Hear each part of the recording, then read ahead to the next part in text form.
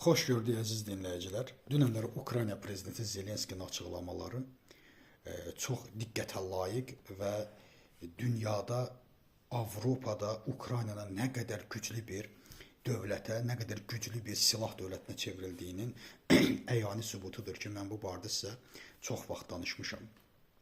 Zelenski bildirdi ki, artıq gələn il 35 milyard dollara çatacaq ki, silah sənayesindəki istehsal və milyonlar, 2,5 milyon da dron istehsalından söhbət gedir. Hər ay 40 Haubitsanın istehsalını bildirir və bildirir ki, bu günləri Ukrayna öz cəbhəsində 40% özünün istehsal etdiyi silahla vuruşur və bu ilin sonuna qədər bu artıq 50% çatacaq.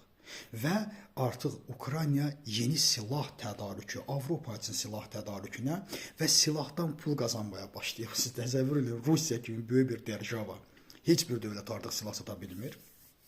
Bilirsiniz də, Azərbaycan da onlarla silah müqavilələri hamısı çöpə gedib. Çünki istehsal eləyə bilmir, çünki özünə çatmır. Hətta Türkiyədəki S-400-ləri belə istəyir ki, siz təzədən bunu mənə sata bilərsiniz. Amma, baxın, ondan bəlkə 20 dəfə balaca olan Ukrayna isə artıq dron istehsalını Avropanın silah sənayesini, Avropanın silah təminatını həyata keçirmək üçün artıq o silahlarını satır.